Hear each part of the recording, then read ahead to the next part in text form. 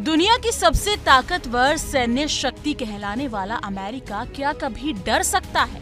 क्या ऐसा मुमकिन है कि बिना एक भी गोली चले, बिना मिसाइल दागे पूरे अमेरिका में हाहाकार मच जाए?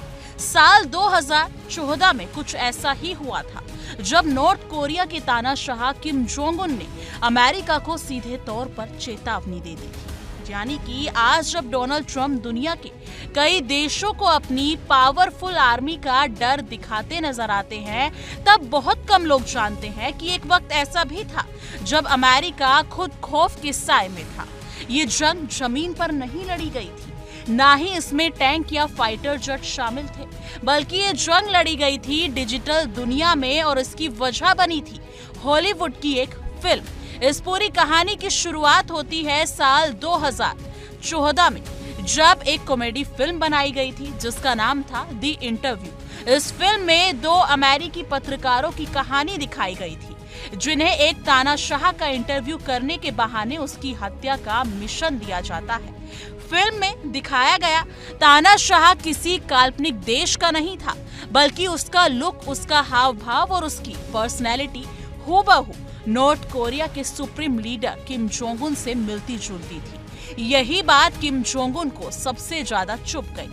फिल्म में उसे एक मजाकिया, डरपोक और बचकाने इंसान की तरह दिखाया गया था जो चोरी छिपे अमेरिकी सिंगर केटी पेरी के गाने सुनता है, शराब पीता है और अपनी ताकत को लेकर खुद ही कंफ्यूज रहता है। एक ऐसा तानाशाह के लिए जिसने अपने देश में डर और सजा के दम पर सत्ता बनाई हो, ये मजाक उसकी इज्जत पर सीधा हमला था। जैसे ही फिल्म का ट्रेलर रिलीज हुआ, प्योंगयांग से गुस्से की आवाजें जाने लगी। नॉर्थ कोरिया के विदेश मंत्रालय ने इस फिल्म को सीधा आतंकवाद करार दे दिया और कहा कि ये सिर्फ एक फिल्म नहीं, बल्कि अमेरिका की तरफ से जंग का ऐलान है। किम जोंग उन की सरकार ने खुली चेतावनी दी कि अगर ये फिल्म रिलीज हुई तो इसके जवाब में कड़ी कार्रवाई की जाएगी। यानी कि हालात को संभालने के लिए फिल्म में कुछ बदलाव भी किए गए और रिलीज को लेकर थोड़ा पीछे हटने की कोशिश की गई। लेकिन इससे नॉर्थ कोरिया का गुस्सा और बढ़ गया। फिल्म की रिलीज से ठीक पहले अचानक इस पर इतिहास का सबसे बड़ा साइबर हमला हुआ।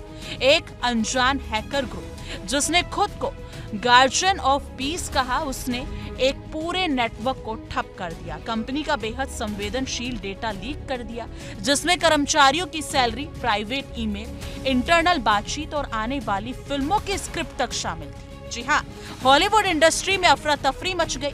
अमेरिका की जांच एजेंसियों ने जांच के बाद सीधे तौर पर इस साइबर अटैक के लिए नॉर्थ कोरिया को जिम्मेदार